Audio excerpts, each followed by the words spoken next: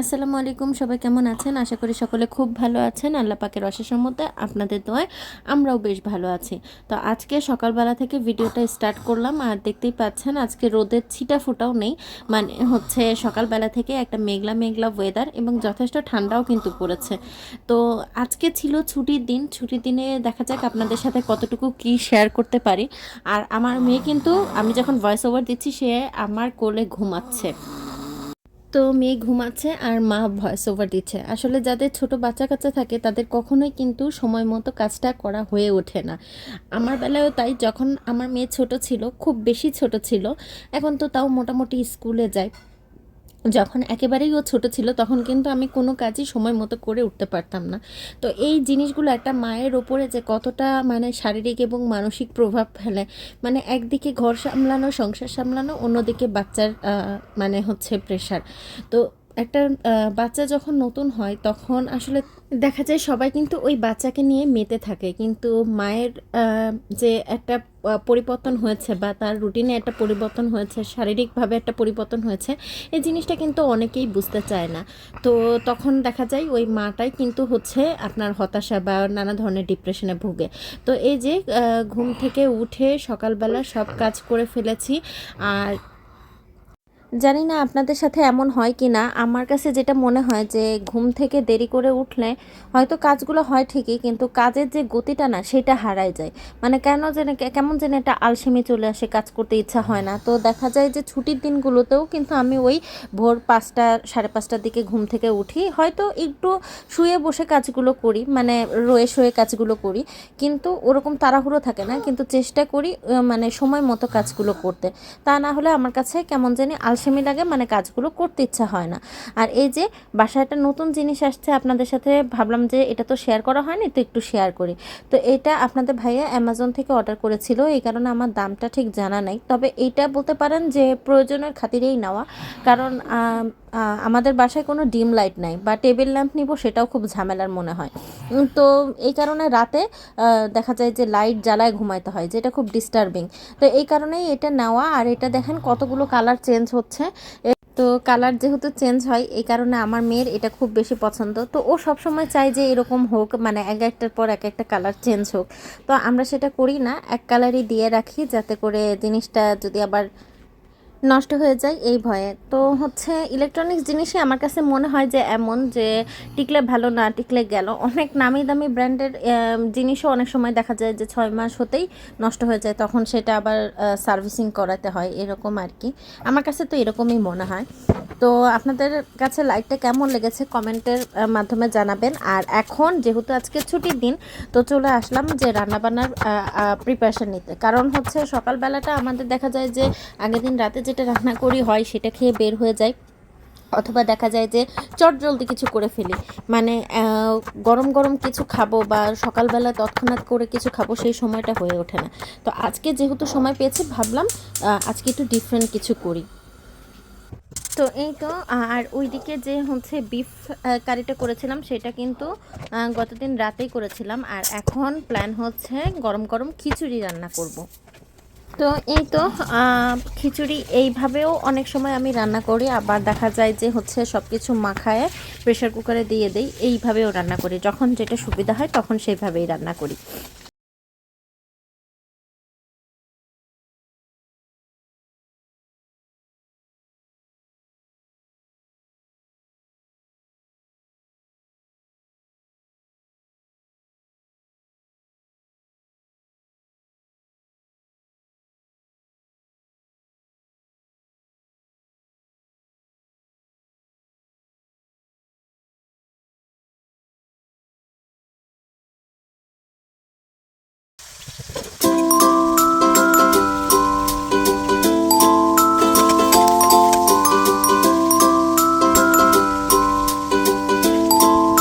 তো এই তো এখানে হচ্ছে চাল ডাল ধুয়ে সব কিছু দিয়ে, মশলা তো দেখতেই পেলাম, কষিয়ে নিয়েছি। তারপর এটার মধ্যে মানে ভাজি ভাজি করে নিয়েছি, তারপরে চাল ডালটা পরিমাণ মতো পানি দিয়ে এর ভেতরে দিয়ে দিলাম।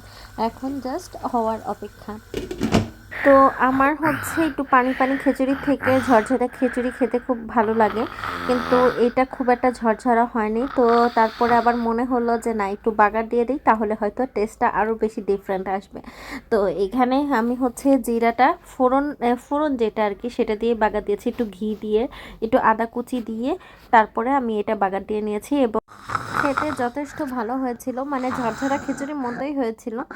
তারপর এই যে এখানে একটু ঘি লেগেছিল, পরে আমি এটা আবার সবসময় এরকম করি, ডাল বাগার দিলেও আমি এমনটাই করি যে যদি একটু তেল থাকে বা একটু ঘি থাকে ওটার মধ্যে একটু ডাল দিয়ে বা একটু এইখানে যেমন ভাতটা দিলাম দিয়ে পুরো তেলটাকে মানে একেবারে নামিয়ে নেই। তো এই যে এই হচ্ছে আমার খিচুড়ির ফাইনাল লুক।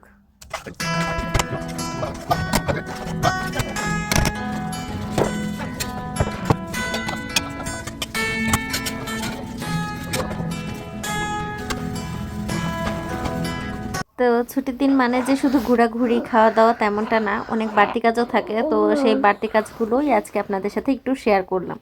দেখতে পাচ্ছেন দেখে কেমন ভয় ভয় লাগছে। তো এই কাজগুলো করার পরে আবার রান্না করতে হবে। আর এর মাঝে শুরুটা যেমন করেছিলাম যে গুমোট বেঁধে রয়েছে, একটা কেমন যেন ওয়েদার ছিল, আর তার মাঝে কাজ করতে করতে দেখি খুব সুন্দর রোদ হয়েছে এবং আকাশটা এত ঝলমলে এত সুন্দর লাগছিল। তো ভাবলাম যে আপনাদের সাথে একটু শেয়ার করি। আর আমার এই রান্নাঘর থেকে কিন্তু খুব সুন্দর আকাশ দেখা যায়, খুব ভালো লাগে।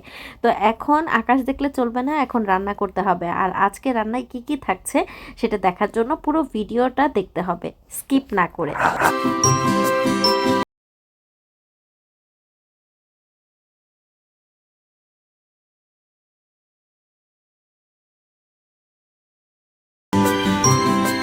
তো আশা করি আজকের ভিডিওটা আপনাদের ভালো লাগছে, কেমন লাগছে সেটা আমাকে কমেন্টের মাধ্যমে জানাবেন। আর যারা আমার পরিবারে নতুন সদস্য হয়েছেন তাদেরকে অসংখ্য ধন্যবাদ আমার এই ছোট্ট পরিবারটাকে একটু একটু করে বেড়ে উঠতে সাহায্য করার জন্য। তো এই তো তারপর আর কি, রান্নাঘরে আকাশ দেখতে দেখতে এখন চিন্তা করছি কি রান্না করব। মানে প্রত্যেকটা রাঁধুনি বা গৃহিণীদেরই এরকম হয়। আর দেখলেন তখন যে কি সুন্দর আকাশ দেখালাম, এখন কিন্তু আবার সেই আগের মতো গুমট বেঁধে রয়েছে। তো চিন্তা করতেছিলাম আজকে কি রান্না করব কি রান্না করব, একই রান্না তো প্রতিদিন খেতে ভালো লাগে না, বা একই রকম যেন না হয়ে যায়। এই চিন্তা করতে করতেই তারপরে ভাবলাম যে না, আগে একটু বসি, একটু রেস্ট নেই, আর আপনাদের সাথেও একটু দেখাই। তো এই যে আবার সেই মেঘলা মেঘলা ওয়েদার, আর এরই মাঝে ঘর বাড়ি পরিষ্কার, মানে আমার তো ঘর বাড়ি একবার পরিষ্কার করলে চলে না, যেহেতু আমার মেয়েটা ছোট। আমার ঘর বাড়ি যে না জানি কতবার পরিষ্কার করা লাগে তার ঠিক ঠিকানা নেই। তো একবার মনে হচ্ছে এই বেডশিটটা আজকে চেঞ্জ করবো, আবার মনে হচ্ছে না থাক চেঞ্জ করবো না, এরকম লাগছে, খুঁতখুঁতানি লাগছে। তো যাই হোক, আপনাদের সাথে একটু রুম ভিউটা শেয়ার করে দিলাম। আর আমার যেহেতু বাইরে যেতে হবে, তো মোটামুটি সব কাপড়গুলো বের করে রেখেছি যে বাইরে কি পরে যাব। আর এখন সব কিছুর কিন্তু আয়োজনও করে নিয়েছি। তো আজকে রান্না হবে সিম দিয়ে আলু দিয়ে রুই মাছ, আর হচ্ছে লাউ পাতা, যেটা সেই পাতা ভাজি, আলু দিয়ে ভাজি। তো তারপরে আমার আসলে রান্নার পরে যে আমি ভিডিওটা নিব সেটা আমার মানে ক্লিপটা নিতে মনে নেই। তো যাই হোক, ওই যে বললাম খুঁতখুঁতানি হচ্ছিল, তারপরে আমি কিন্তু বেডশিট চেঞ্জ করে ফেলেছি, অনেক কাজ করেছি যেগুলো আসলে আমার ক্যামেরা বন্দি করা হয়নি। তো বাইরে থেকে নিয়ে আসছি হচ্ছে পিলো কাভার। আমার পিলো কাভারগুলো আছে, এমন না নাই, কিন্তু সহজে সেটা শুকাইতে চায় না, দেখা যায় ধুয়ে দেই, লাগেই তো, মানে ডাবল টাবল তো এই জিনিসগুলো লাগে, বেডশিট তো পিলো কাভার এগুলো তো লাগে। তো এখানে দুই ঘরের জন্য মানে এক একটা সেটে ছিল দুইটা করে, তাহলে কটা হলো, 8টা পিলো কাভার নিয়ে নিয়েছি। তো তারপর সন্ধ্যাবেলায় মানে যতই রান্না বান্না থাক আর যাই থাক, সন্ধ্যাবেলায় বাইরে কিছু খাবো না তা তো হয় না। মোটামুটি বলতে পারেন যে আমরা এক ধরনের জাঙ্ক ফুড অ্যাডিক্টেডই হয়ে গেছি। তো এই আমার কাছে হচ্ছে কেএফসি বলেন বা যত জায়গায় চিকেনই বলেন না কেন, যতটুকু মানে যতটুকু খেয়েছি এই এলাকাটুকুর ভেতরে, তার মধ্যে সব থেকে ভালো লাগে এই দোকানের চিকেনটা, সাম না কি যেন নাম। তো ওনাদের কাছ থেকে দেখা যায় রেগুলার বেসিসেই আমাদের কেনা পড়ে, কিছুদিন পরপরই 2-4 দিন পরপরই কেনা পড়ে, এই জন্য কোয়ান্টিটিতে ওনারা একটু বেশি দিয়ে দেয়। কারণ ওনারা বুঝতে পেরেছেন যে আমরা হচ্ছে নেক্সট ডোর কাস্টমার এবং আমরা হচ্ছে রেগুলার বেসিস কাস্টমার, এই কারণেই হয়তো বা একটু বেশি দেন। তো এখানে নিয়ে নিয়েছি হচ্ছে ফ্রেঞ্চ ফ্রাই, আর এটা, আর নিয়েছি হচ্ছে চিকেন, দুজনের জন্য 2 পিস, মেয়ের জন্য চিকেন স্ট্রিপস এবং আমাদের জন্য হচ্ছে বার্গার। তো এখানকার বার্গারটাও বেশ মজা, চিকেনগুলোও বেশ মজা। তো এখন খাওয়া দাওয়া করি, ইনশাল্লাহ আপনাদের সাথে অন্য আরও একটা ব্লগে দেখা হবে। ততক্ষণ পর্যন্ত আমার সাথে থাকবেন। আর যারা আমার পরিবারের সদস্য হয়েছেন তাদের কাছে আমার অনুরোধ রইল যে ভিডিওটিতে লাইক এবং কমেন্ট করার জন্য। আপনাদের লাইক এবং কমেন্ট পেলে আমি সত্যিই অনেক বেশি উৎসাহ পাই। তো সকলে ভালো থাকবেন, সুস্থ থাকবেন, দেখা হবে ইনশাল্লাহ নতুন আরও একটা ব্লগে। আল্লাহ হাফেজ।